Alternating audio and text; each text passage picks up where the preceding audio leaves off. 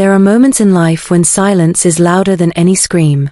I'm sitting at my brother's dining table right now, watching him laugh with his wife, watching him pour wine like nothing is wrong, watching him act like the world belongs to him. And maybe he thinks it does. My name is Esther. I'm 32 years old. And tonight, I'm about to watch my brother's entire world fall apart. But let me start from the beginning. Because this story, like most stories about family betrayal, didn't start with a villain. It started with love. With trust. With two siblings who once shared everything. 3 months ago, my mother died. She was only 68. It was her heart. One moment she was baking her famous lemon cake in the kitchen, humming that old song she loved, something about blue skies and sunshine, and the next moment she was on the floor. I was upstairs folding laundry when I heard the crash. The mixing bowl hitting the tiles. That terrible, hollow sound that I'll never forget. I ran downstairs screaming. I found her there, eyes closed, flour dusting her gray hair like snow. I called 911, my hand shaking so badly I could barely dial. I held her hand and begged her to hold on. I told her I loved her over and over, my voice breaking with each word. But it was too late. The paramedics came. They tried. They did everything they could. But her heart had already stopped. Just like that. In the middle of an ordinary Tuesday afternoon. In the middle of baking a cake. In the middle of a life we thought we had more time to live. The funeral was beautiful. White roses everywhere because they were her favorite. Her favorite hymns playing softly through the church speakers. Amazing Grace and How Great Thou Art. People came from all over town to say goodbye. Her book club friends. Her church family. Neighbors who remembered her kindness. My brother Daniel stood beside me at the front, his hand on my shoulder, whispering that we'd get through this together. He held me when I cried. He spoke at the service, his voice steady and strong, talking about what a wonderful mother she'd been. How she'd sacrificed everything for us after Dad left. How she'd taught us the value of family. I believed him. I always believed him. Daniel is 5 years older than me. Growing up, he was my hero. My protector. My best friend. When kids at school made fun of my crooked teeth in 5th grade, Daniel found those kids and told them if they ever said another word to me, they'd answer to him. When Dad left us when I was 9, walking out with nothing but a suitcase and a woman half his age, Daniel stepped up. He was only 14, but he acted like a man. He got a part-time job at the grocery store. He helped Mom pay the bills. He made sure I had school supplies and decent clothes. He took care of us. So when Mom died and Daniel said he'd handle everything, the funeral arrangements, the paperwork, the house, the bills, all of it, I didn't question it. I was drowning in grief. I couldn't think straight. I couldn't make decisions. Some days I couldn't even get out of bed. I trusted him completely. Why wouldn't I? He was my big brother. He'd always protected me before. But then weeks passed. Then months. And the will never came. I didn't think much of it at first. I assumed these things took time. Legal processes are slow, everyone says that. But then I started to wonder. Mom had always been organized. Meticulous. She kept files for everything. Receipts from 10 years ago. Birthday cards. Old tax returns. She would have made a will. I knew she would have. It's lost, Daniel told me one evening when I finally worked up the courage to ask. We were standing in Mom's empty house, sorting through her things. Or rather, he was sorting. I was just standing there, trying not to cry every time I touched something that still smelled like her. The lawyer can't find it, he continued, taping up another box without looking at me. Mom probably never made one. But she told me she did, I said quietly, my voice barely above a whisper. She told me last year that everything was taken care of. That she'd seen a lawyer and organized everything. Daniel shrugged, his movements casual.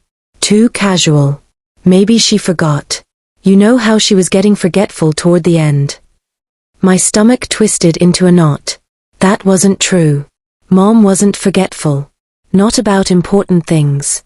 She could remember phone numbers from 30 years ago. She could recite recipes without looking at a card.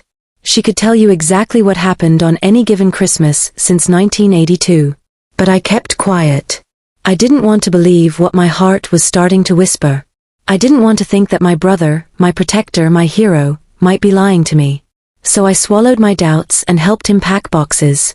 Losing your mother is like losing gravity. Everything just floats. Nothing makes sense. You walk through your days like you're underwater, and every breath feels heavy.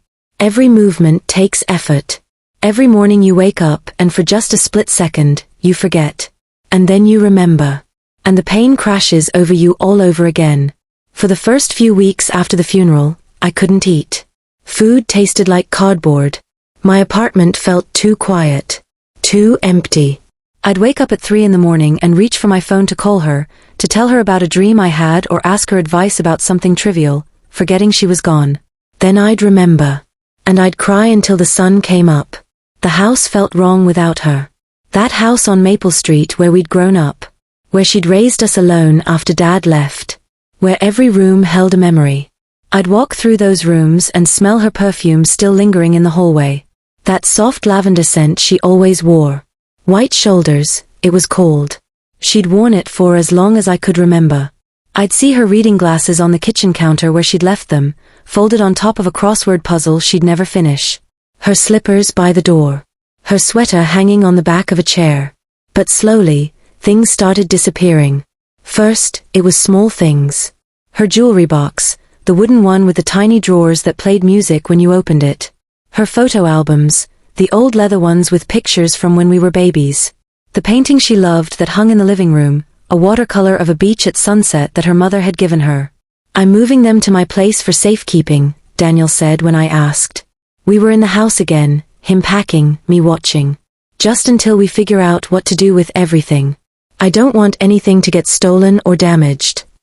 It made sense at the time. The house was sitting empty. Anyone could break in. Then bigger things started changing.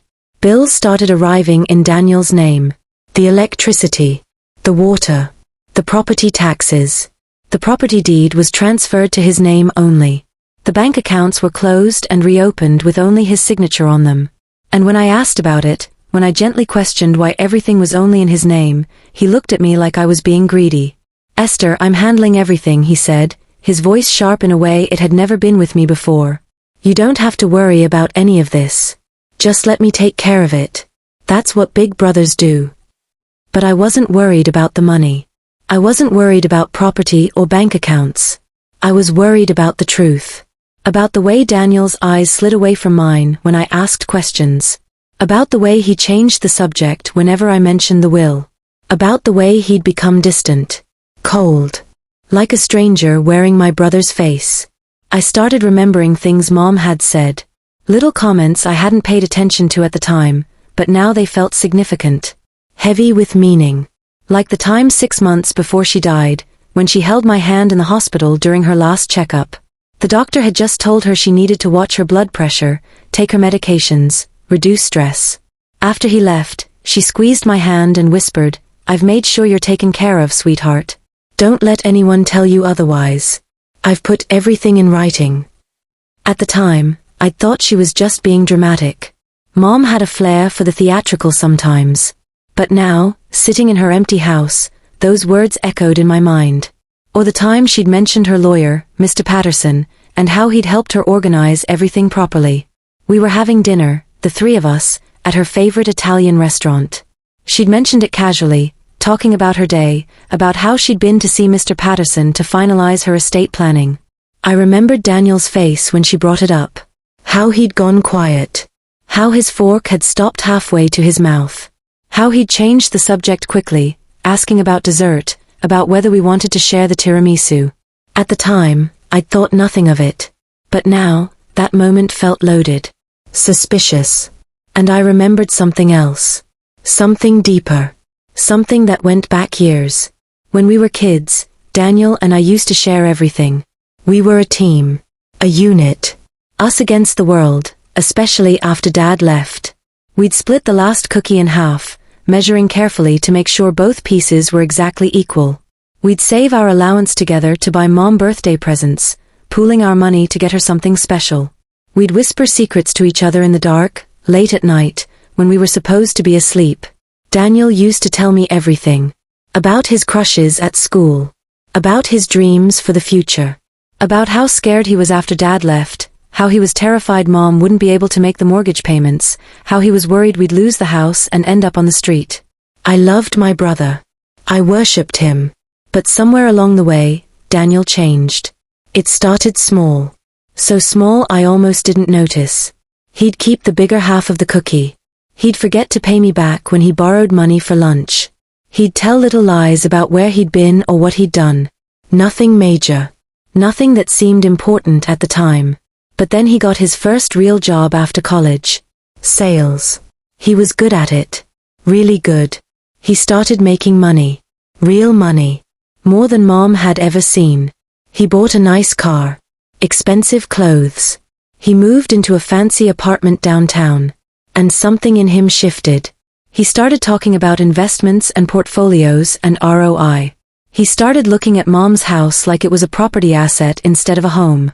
He started treating family dinners like networking events, always checking his phone, always talking about deals and clients. Mom saw it too. I remember her talking to him in the kitchen one night when I was 17. I'd come home from a friend's house earlier than expected and heard their voices through the door. I wasn't supposed to hear, but I stopped and listened. Daniel, this greed will poison you, Mom said, her voice sad and tired. Family is more important than money. Love is more important than success. I didn't raise you to be this way. I'm not greedy, Mom, he'd replied, his voice defensive. I'm just being practical.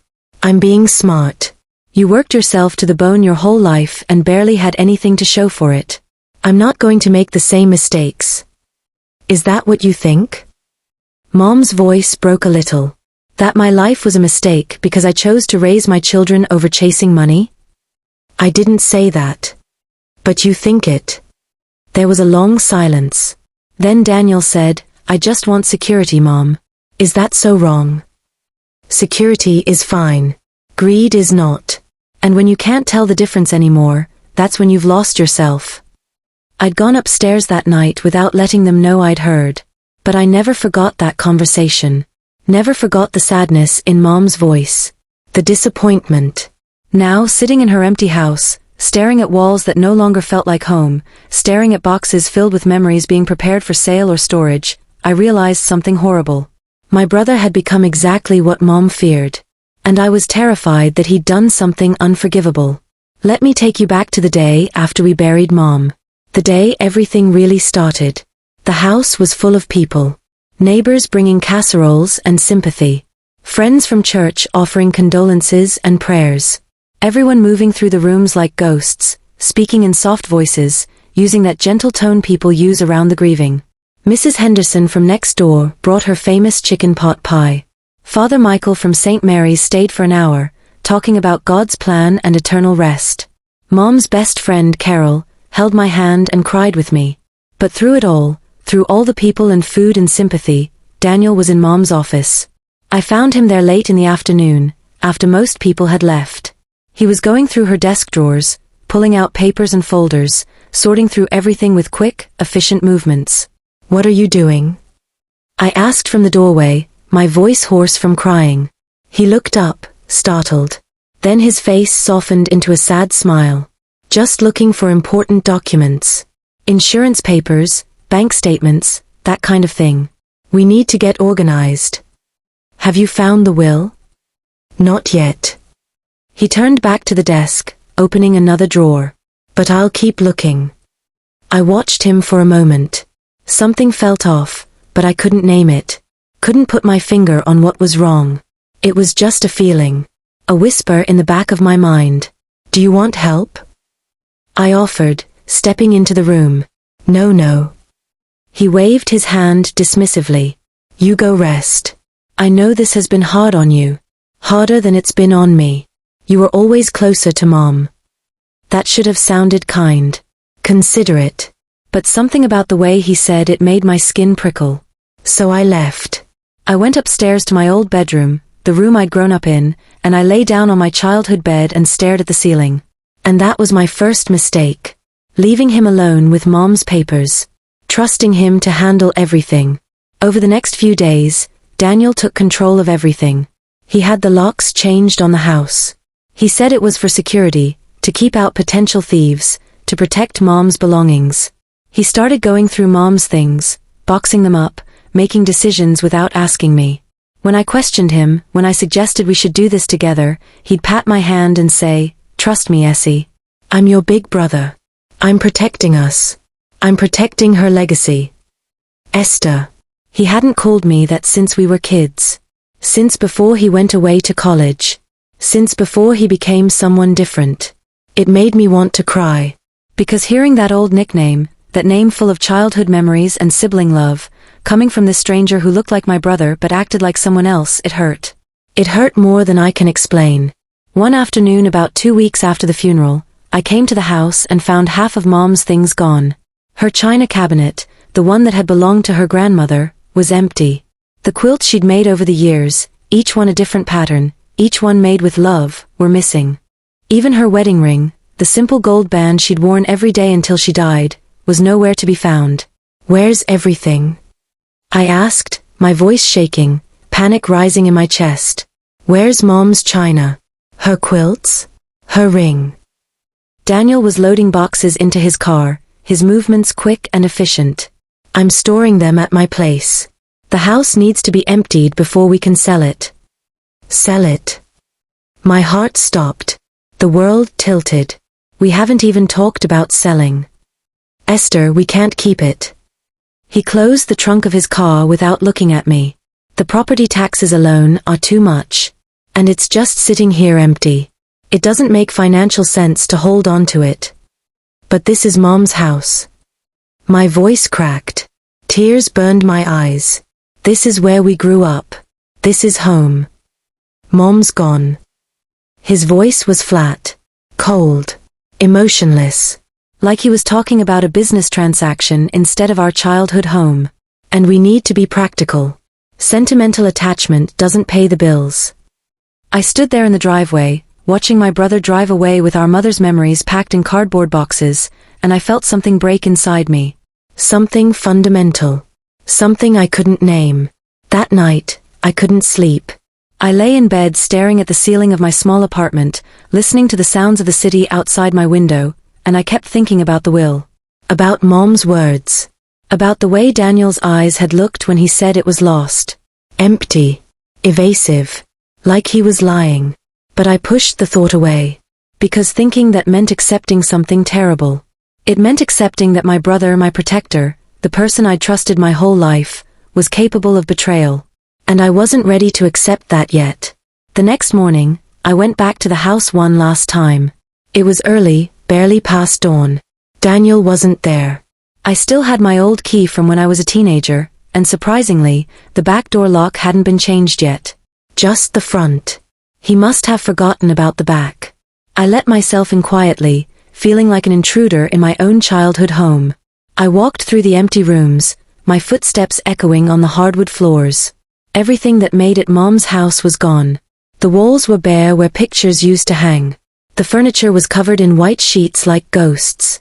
Even the smell of her was fading, replaced by dust and emptiness. I went to her bedroom and sat on the floor where her bed used to be. The carpet still had indentations from the bed frame. I traced them with my fingers and cried. I cried for the mother I'd lost. I cried for the brother I'd lost too, in a different way. I cried because I felt so utterly alone. But then I noticed something. On the floor behind where her nightstand used to be, there was a small piece of paper. Folded. Yellowed at the edges. Like it had fallen and been forgotten, hidden behind furniture for who knows how long. I picked it up with trembling hands. Unfolded it carefully. It was a business card. Patterson and Associates. Estate planning and family law. And there was a phone number printed in neat black letters. My hands were shaking as I put the card in my pocket. My heart was pounding. My mind was racing. Maybe the will wasn't lost after all. Maybe it was just hidden. Maybe there was still truth to be found. Maybe my brother wasn't the person I feared he'd become. Or maybe he was. And maybe this little card was the key to proving it. I waited 3 days before I called the number. 3 long days of doubt and fear and second guessing. I don't know why I hesitated. Fear, maybe. Fear that I was wrong about Daniel. Fear that I was right. Fear of what the truth might do to our family. To the memory of us as siblings who loved each other. To the illusion that we were still a team.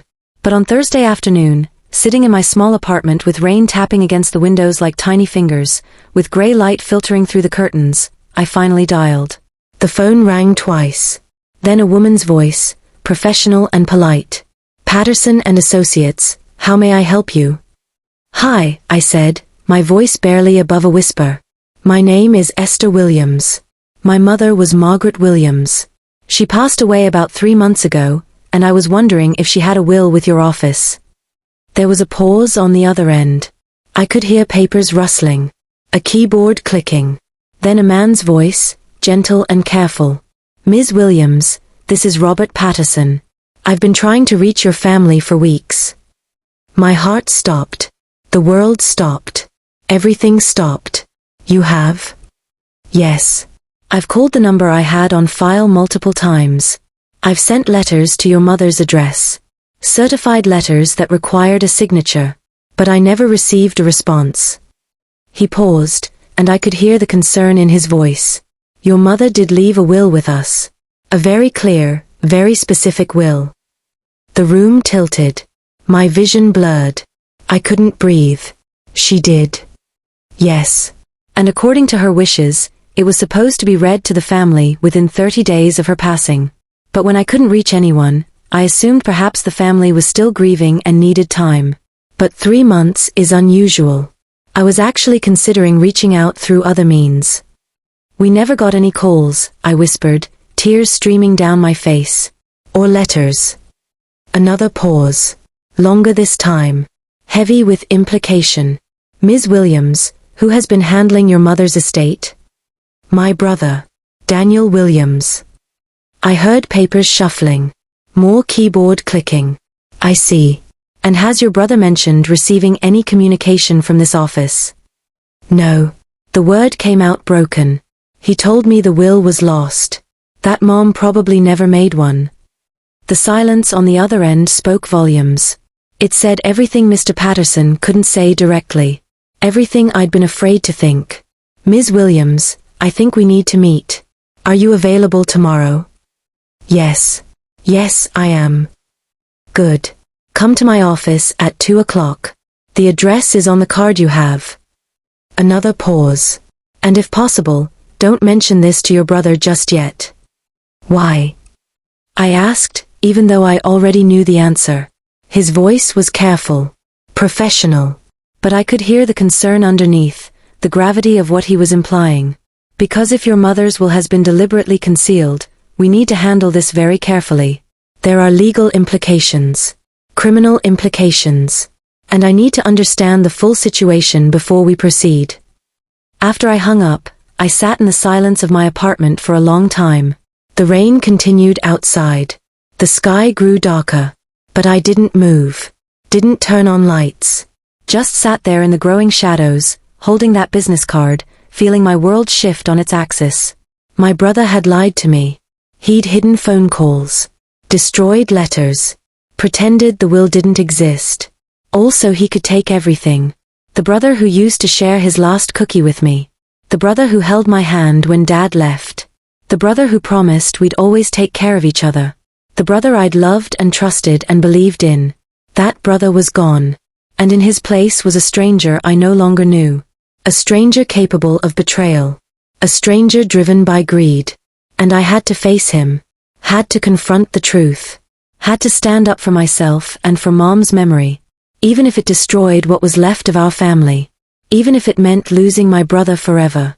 Because Mom had been right. The truth doesn't need to shout. It just needs to be spoken. And it was time to speak. Mr. Patterson's office was in an old building downtown, the kind with marble floors and brass fixtures and an elevator that creaked when it moved. I found it on the 3rd floor, a door with frosted glass and gold lettering. My hands were shaking as I opened the door. The office was small but neat. Bookshelves lined with legal texts, their leather spines faded with age. A desk covered in organized files. A window overlooking the street where rain was starting to fall again, drops sliding down the glass like tears. Mr. Patterson was older than I expected. Maybe 70, with silver hair and kind eyes behind wire-rimmed glasses. He stood when I entered, extending his hand. "Ms. Williams. Thank you for coming. Please, sit down." I sat in the chair across from his desk, my purse clutched in my lap. "Thank you for seeing me." "Of course." He settled back into his own chair, folding his hands on the desk. "I know this must be difficult. Losing your mother and then discovering that the estate hasn't been handled properly." "Please," I said, my voice breaking. "Just tell me what's in the will. I need to know what she wanted." He opened a folder on his desk, pulling out a document. Official looking. Multiple pages. Signed and dated in Mom's familiar handwriting. "Your mother came to me 2 years ago. March of 2023. She wanted to make sure everything was in order. She was very thorough. Very specific about her wishes." He looked at me over his glasses. "She spoke very highly of you, you know. She said you had a kind heart. That you reminded her of her own mother." Tears spilled down my cheeks. I didn't wipe them away. "Your mother's estate includes the house on Maple Street, her savings accounts, her personal belongings, and a small life insurance policy worth $50,000. According to her will, everything is to be divided equally between you and your brother. 50-50. My breath caught. Equally. Yes. She was very clear about that. The house is to be sold and the proceeds split. The savings accounts divided. The life insurance divided. He pulled out another page. However, there are specific items she wanted to go to you personally. Her jewelry collection, including her wedding ring and the pearl necklace that belonged to her mother. Her photo albums and personal letters. Her grandmother's handmade quilt, the blue and white one. And the sum of $10,000 from the life insurance policy, to be given to you specifically before the remaining $40,000 is split. I couldn't speak. Couldn't breathe. She also left a letter for you. She asked me to give it to you after her passing. He slid an envelope across the desk.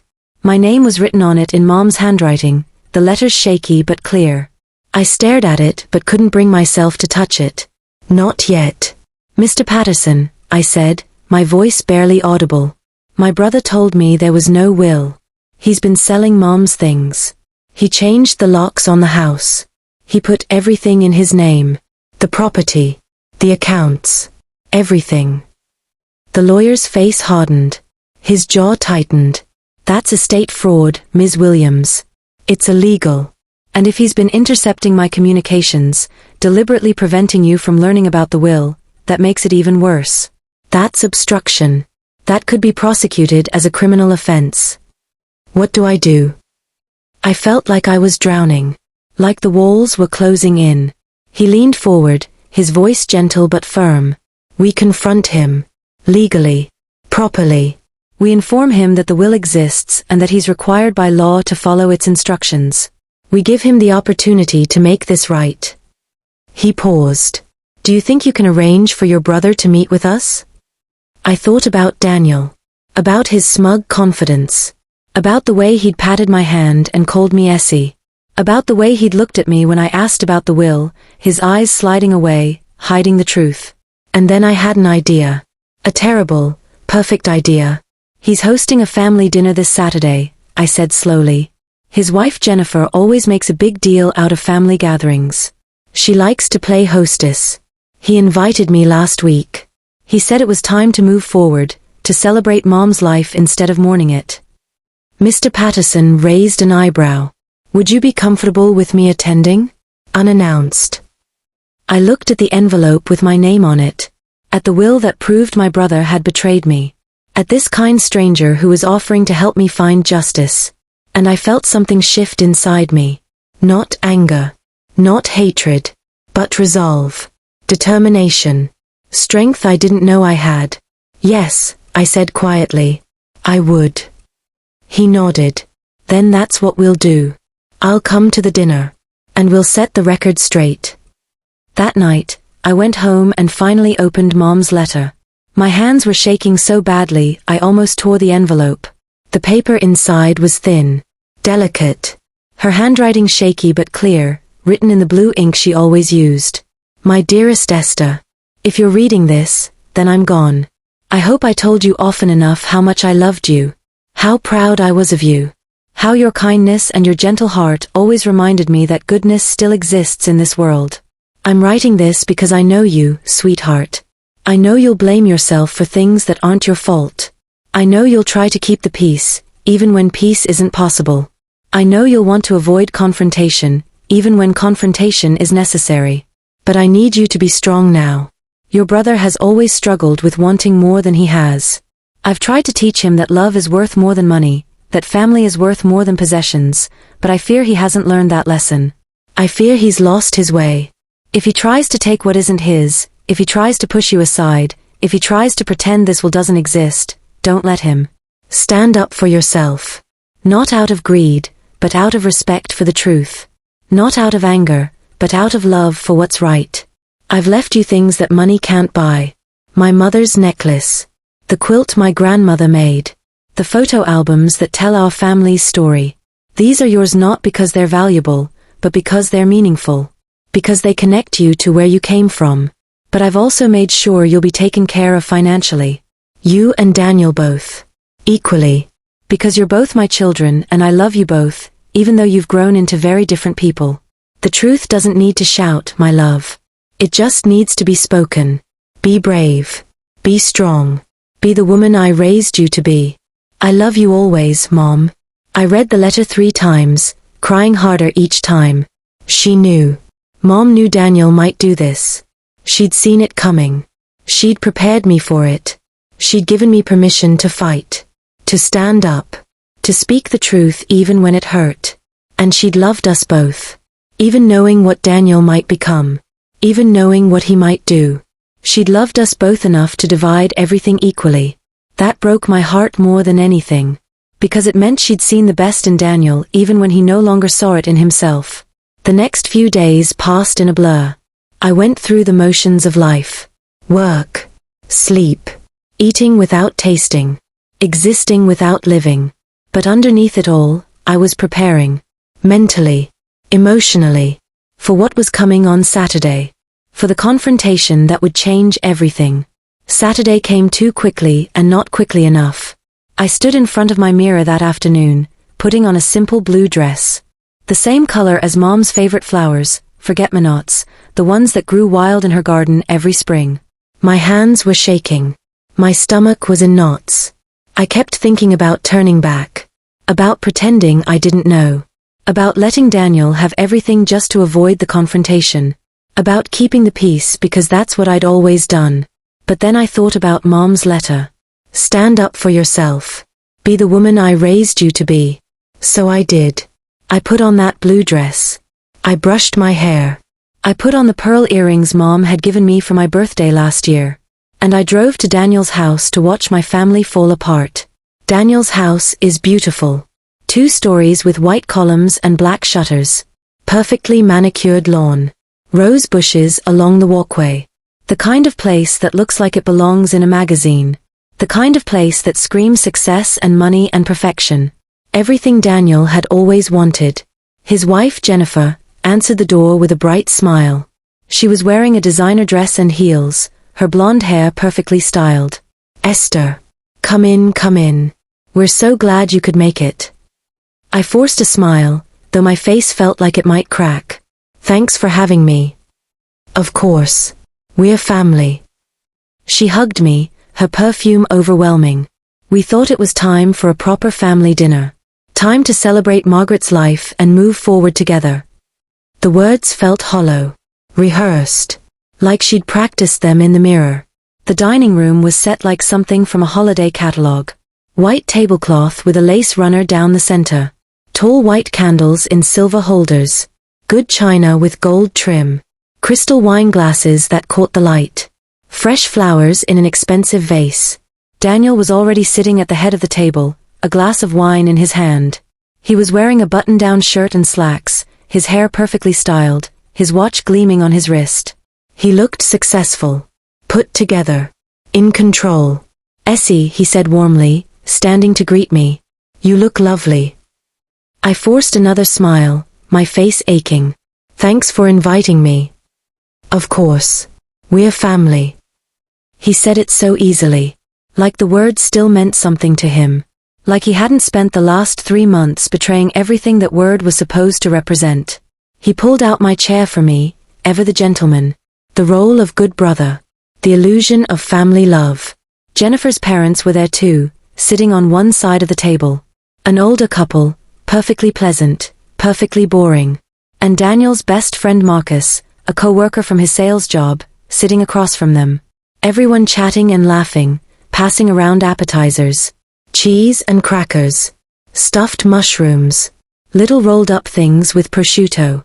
I sat down quietly, my heart pounding so hard I thought everyone could hear it. The dinner started normally enough. Jennifer brought out a roast, perfectly cooked, with roasted vegetables and dinner rolls. Daniel talked about work, about a big sale he'd just closed, about his plans for expansion. Everyone pretended this was just a regular family gathering. Everyone pretended Mom's absence wasn't a gaping wound at the table. Everyone pretended everything was fine. But I could barely eat. Every bite tasted like dust. Like ashes. Every laugh around the table felt hollow. Every smile felt fake. Daniel kept glancing at me, and I wondered if he could tell something was different. If he could sense the change in me. The resolve. The knowledge. You're quiet tonight, Essie, he said halfway through the meal, dabbing his mouth with his napkin. Everything okay? I'm fine, I replied softly, my voice steady despite the storm inside me. Just thinking about Mom. His face softened into practiced sympathy. The face he'd been wearing for 3 months. The mask of the grieving son. I know. I miss her too. But she'd want us to move forward, you know? To live our lives. To be happy. She would, I agreed, meeting his eyes. She'd also want us to honor her wishes. Something flickered in his eyes. Just for a moment. A flash of something that might have been fear or guilt before his smile returned. Of course. That's what we're doing. The doorbell rang. The sound cut through the polite dinner conversation like a knife. Everyone looked up. Jennifer frowned, confused. Are we expecting someone else?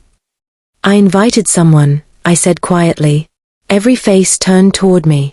The room went still. Even the candles seemed to stop flickering. Daniel's expression changed. Just for a second. A flash of something raw and real, fear maybe or panic, before his smile returned, forced and tight. Oh? Who? I stood up slowly, my legs shaking but holding me. Mr. Patterson. Mom's lawyer. The room went completely still. No one spoke. No one moved. No one even seemed to breathe. Daniel's face had gone pale. White as the tablecloth. What? Mom's lawyer, I repeated, my voice stronger now, clearer. The one you told me didn't exist. Jennifer looked between us, confused and concerned. Daniel, what's she talking about? But Daniel was staring at me with an expression I'd never seen before. Betrayal. Panic. Anger. Hurt. All mixed together in a face I no longer recognized. Esther, what is this? The doorbell rang again. Longer this time. More insistent. I walked to the front door, my heels clicking on the hardwood floor. Each step felt monumental. Each step felt like walking toward an ending and a beginning at the same time. I opened the door. Mr. Patterson stood there in a gray suit, briefcase in hand, looking every inch the professional attorney. Rain had started again, drops speckling his shoulders. Ms. Williams. Please come in. He followed me back to the dining room where everyone sat frozen like a photograph. Like time had stopped. Like the world was holding its breath. Good evening, Mr. Patterson said politely, his voice calm and professional.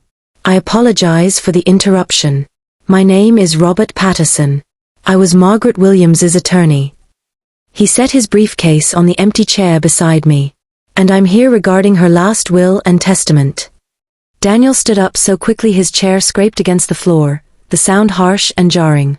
This is inappropriate. This is a family dinner. Then it's the perfect time for a family matter, Mr. Patterson interrupted calmly, his voice like steel wrapped in velvet. He opened his briefcase and pulled out an envelope. I've been trying to reach this family for 3 months. I've called 17 times. I've sent 3 certified letters, all requiring a signature upon delivery. But somehow, my communications never reached everyone they were supposed to reach. He looked directly at Daniel, his eyes hard. That ends tonight. The sound of the envelope being placed on the table seemed louder than thunder. No one moved. No one breathed. Jennifer's mother had her hand pressed to her chest. Marcus had pushed his chair back slightly, creating distance. And then Mr. Patterson began to read. I, Margaret and Williams, being of sound mind and body, do hereby declare this to be my last will and testament. His voice was steady, professional, but each word landed like a stone in still water, sending ripples through the room. To my children Daniel and Esther, I leave my estate to be divided equally. The house at 428 Maple Street, all savings and accounts, and all personal property not otherwise specified, shall be split 50-50 between them. I heard Jennifer gasp softly. Daniel was standing completely still, his face white as paper, his hands gripping the back of his chair. However, I make the following specific bequests to my daughter, Esther. My jewelry collection, including my wedding ring and the pearl necklace from my mother. My photo albums and personal letters. My grandmother's handmade quilt. And the sum of $10,000 for my life insurance policy, to be hers alone. Mr. Patterson looked up, his gaze sweeping the room. Mrs. Williams was very clear about these items. She wanted to ensure they went to her daughter specifically. She even included photographs and documentation to identify them. He pulled out pictures, spreading them on the table. Mom's jewelry box. Her albums. The quilt. All the things Daniel had taken and hidden away. I also leave a letter for Esther, to be delivered after my death. And I leave this instruction. My children are to receive this will together, read together, as a family. Because family, despite everything, is what matters most. The silence that followed was suffocating. Heavy. Like the air before a storm. Daniel finally spoke, his voice hoarse and broken. There must be some mistake. There's no mistake, Mr. Williams. Mr. Patterson's voice was firm now, all pretense of politeness gone. Your mother came to my office on March 15, 2023. She signed this will in front of 2 witnesses, both of whom are still available to testify to its validity. It's been in my safe ever since. And according to state law, you were required to inform all beneficiaries of its existence within 30 days of her death. I didn't know. I called the number on file 17 times. I sent 3 certified letters to the house address, the house at 428 Maple Street, the same house you've been living in since your mother's death. He paused, letting the implication sink in. The post office confirms those letters were delivered and signed for. Would you like to explain why none of my communications reached your sister? Daniel's mouth opened. Closed. Opened again. No words came out. He looked like a fish gasping for air. Jennifer was staring at her husband like she'd never seen him before, her perfectly made-up face pale with shock. Daniel? What's he talking about? What letters? Marcus had pushed his chair back even further, as if trying to distance himself from the whole situation. Jennifer's parents were looking at each other with wide eyes, clearly uncomfortable, clearly wishing they were anywhere else. And I just stood there, watching my brother realize his lies had been exposed. Watching the mask crack. Watching the truth finally come to light. You hid it, I said quietly. My voice didn't shake. Didn't break. It was clear and strong and certain. Everyone turned to look at me. You got the lawyer's calls and letters. You knew Mom left a will. You knew she wanted us to share everything equally. But you wanted it all for yourself. Esther, you don't understand. You changed the locks so I couldn't get in. You sold her things before I could see them. You transferred the property into your name only. You closed her accounts and opened new ones with only your signature. My voice cracked now, emotion breaking through. You looked me in the eye and called me Essie and lied to my face. Tears were streaming down my cheeks now, but I didn't wipe them away. I let them fall. Let everyone see. Let the truth be visible. She was our mother, Daniel. Our mother. The woman who raised us alone. The woman who sacrificed everything for us. The woman who loved us both. And you used her death to steal from me. I wasn't stealing, he said desperately, his voice rising. I was taking care of things. I was being practical. Someone had to handle everything. Someone had to be responsible. You were being greedy, I said, and the words came out like a knife. Sharp. Clean. True. Just like Mom always worried you would be. The words hung in the air like smoke. Daniel's face crumpled. For just a moment, he looked like the little boy I remembered. The one who used to split cookies with me. The one who held my hand when Dad left. The one who promised we'd always be a team. But only for a moment. Then his expression hardened. His jaw set. His eyes went cold. Fine. You want everything spelled out legally? We'll do it legally. But don't expect me to just hand everything over without a fight. Mr. Patterson closed his briefcase calmly, methodically. Mr. Williams, I need to inform you that concealing a will is a criminal offense under state law. Interfering with estate communications is fraud. Misappropriating estate assets is theft. If Ms. Williams chooses to press charges, you could face serious legal consequences. Prison time. Fines. A permanent criminal record. Daniel's face went gray. Actually gray. Like all the blood had drained away. However, the lawyer continued, looking at me now, his eyes kind, that's entirely up to your sister. Everyone turned to me. The room was so quiet I could hear the candles flickering. Could hear the rain against the windows. Could hear my own heartbeat.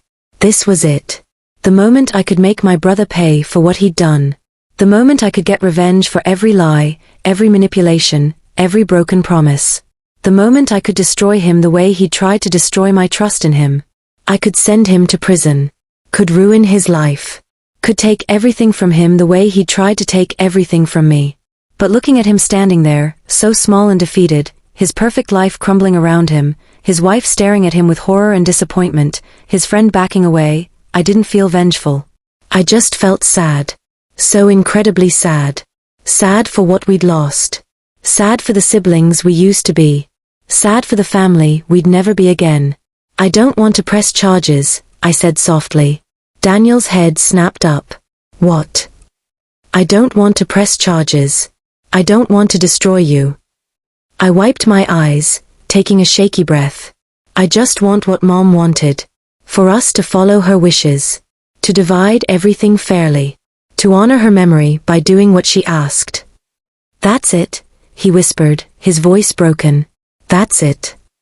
I looked at him, really looked at him, searching for some trace of the brother I remembered. I don't want revenge, Daniel. I just want the truth.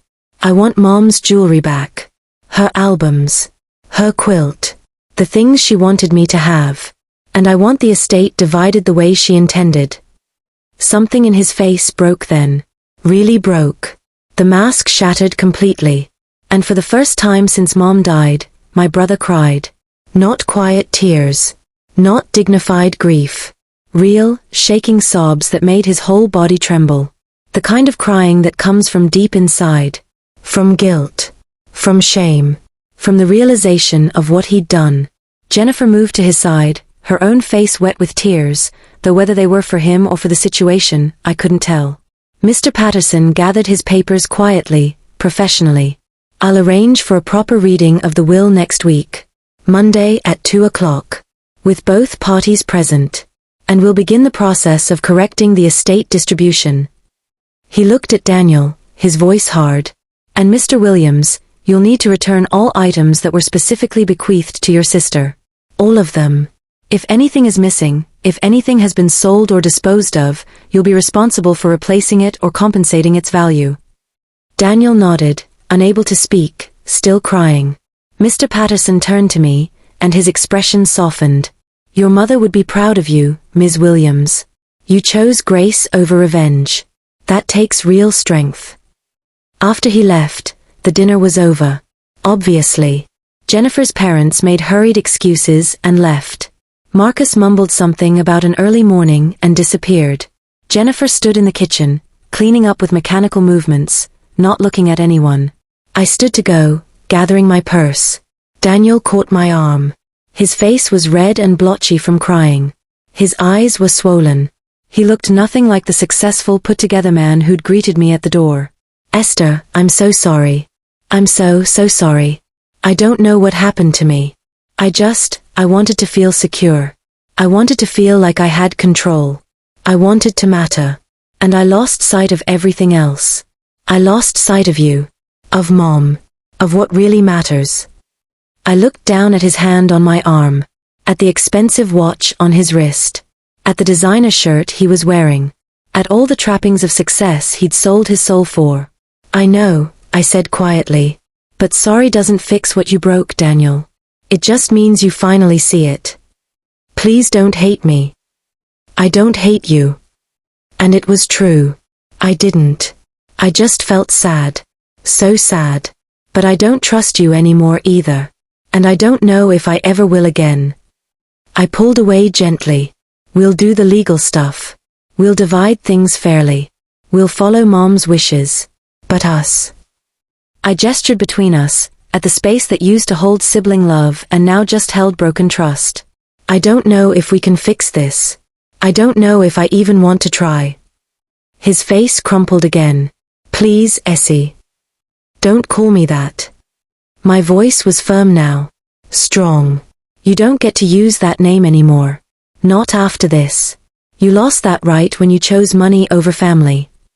I'm still your brother. Are you? I met his eyes. Because my brother used to share everything with me. My brother used to protect me. My brother used to put family first. The man standing in front of me now, I don't know who he is. I walked out of his beautiful house into the rain, and I didn't look back. The drive home was a blur. I cried the whole way. Not because I was sad about what I'd done, but because I was mourning what we'd been. Mourning the brother I'd loved. Mourning the family we'd never be again. But underneath the sadness, there was something else. Something new. Something I hadn't felt in a long time. Peace. It's been 6 months since that dinner. 6 months since the truth came to light. 6 months since everything changed. The will was executed properly. The house was sold. We split the money 50-50, just like Mom wanted. I got Mom's jewelry, every piece accounted for. Her albums, though Daniel had to buy back 3 of them from an antique store where he'd sold them. Her quilt, which Jennifer had apparently been using on their guest bed. The $10,000 from the life insurance went into my savings.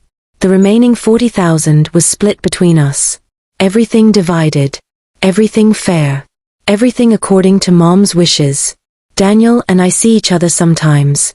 At necessary meetings. Signing papers. Dividing the last of Mom's things. We're polite. Cordial. We use our proper names and speak in careful, measured tones. But we're not siblings anymore. Not really. Not in the way that matters. We don't call each other just to talk. Don't meet for coffee. Don't share holidays. Don't act like family. Jennifer left him 3 months ago. I heard it through a mutual friend. Apparently, the betrayal was too much for her. The lies. The greed. The person he'd revealed himself to be. She couldn't look at him the same way anymore. I understand that feeling. Daniel sent me a text last week. Just 3 words. I miss you. I didn't respond. Because what would I say? That I miss him too? I do. I miss the brother he used to be. But that brother is gone. And I can't miss someone who doesn't exist anymore. Maybe someday we will be siblings again. Maybe time will heal what greed broke. Maybe he'll change. Maybe I'll forgive. Maybe we'll find our way back to each other. Or maybe we won't. I'm okay with either outcome now. Because I learned something that night at the dinner table, watching the truth finally come to light. Justice doesn't always look like punishment. Sometimes it just looks like truth. Sometimes standing up for yourself doesn't mean destroying the person who hurt you. It means simply refusing to let them continue hurting you. My brother tried to bury the will. He tried to bury Mom's wishes. He tried to bury what was right. But the truth doesn't die. It doesn't disappear just because you hide it. It doesn't fade just because you want it to. It waits. It waits in a business card behind a nightstand. It waits in a lawyer's safe. It waits in certified letters that require signatures. It waits in a daughter who loved her mother enough to fight for what was right. And when the right moment comes, when all the lies have piled up so high they can't stand anymore, the truth speaks. It doesn't have to shout. It just has to be there.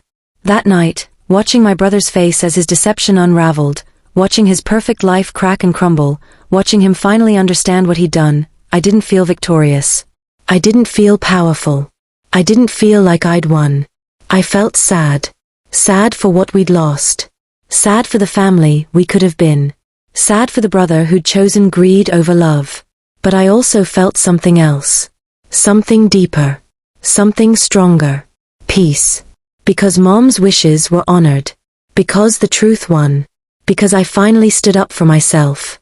Not out of greed. Not out of anger. Not out of revenge. But out of love. Love for my mother, who deserved to have her final wishes respected. Who'd worked so hard to make sure we were both taken care of. Who'd loved us both even knowing we'd become such different people. Love for myself, who deserved to be treated fairly. Who deserved to have a voice. Who deserved to be heard. And maybe, somewhere deep down, love for my brother too. Because exposing his lies might be the only way he learns to stop lying. Because hitting rock bottom might be what he needs to find his way back up. Because sometimes the most loving thing you can do for someone is refuse to enable their worst impulses. I keep Mom's letter in my nightstand now. I read it sometimes when I'm feeling lost. When I'm doubting myself. When I'm wondering if I did the right thing. The truth doesn't need to shout, my love. It just needs to be spoken. She was right. She was always right. The truth whispered that night. In an envelope placed on a dinner table. In a lawyer's calm, professional voice. In my own shaking words. In my refusal to stay silent. And in that whisper, every lie fell apart. I wear Mom's pearl necklace now. The one that belonged to her mother. The one she wanted me to have. It sits against my collarbone, cool and smooth, a reminder of where I came from. Of the women who came before me. Of the strength that runs in my blood. I sleep under her grandmother's quilt. The blue and white one. Hand-stitched with tiny, careful stitches. Each square a different pattern. Each pattern a story. It keeps me warm at night. Keeps me connected to my history. Keeps me grounded. I look through her photo albums sometimes. At pictures of us as children, Daniel and me, smiling and laughing and holding hands. At pictures of Mom, young and beautiful and full of hope. At pictures of a family that doesn't exist anymore. And I feel sad. But I also feel grateful. Grateful that I had that family once. Grateful for the memories. Grateful for the love that was real, even if it didn't last. My name is Esther. I'm 32 years old. And this is the story of how I learned that the best gift you can give someone isn't silence. It's truth. Even when the truth hurts. Even when it changes everything. Even when it costs you the brother you thought you knew. Even when it means standing alone. Even when it means choosing what's right over what's comfortable. Because in the end, the truth is the only thing that sets you free. I'm free now. Free from doubt. Free from manipulation. Free from the guilt of staying silent. Free from the weight of other people's lies. And that freedom, that peace, is worth more than any inheritance. Worth more than any house or bank account or piece of jewelry. It's worth more than anything. For anyone listening who feels alone in their grief, who's being manipulated by someone they love, who thinks staying quiet is easier than standing up, I see you. I was you. I know what it feels like to trust someone who betrays that trust. I know what it feels like to want to believe the best in people even when they show you their worst. I know what it feels like to be afraid of confrontation, afraid of losing what little family you have left. But I also know what it feels like on the other side. What it feels like to finally speak your truth. What it feels like to stand up for yourself. What it feels like to choose what's right even when it's hard. And I'm here to tell you, you can do it. Your voice matters. Your truth matters. And you deserve to be heard. Don't let anyone take that from you. Not even family. Especially not family. Because family isn't just blood. Family isn't just shared DNA or shared history. Family is how people treat you. How they honor you. How they respect you.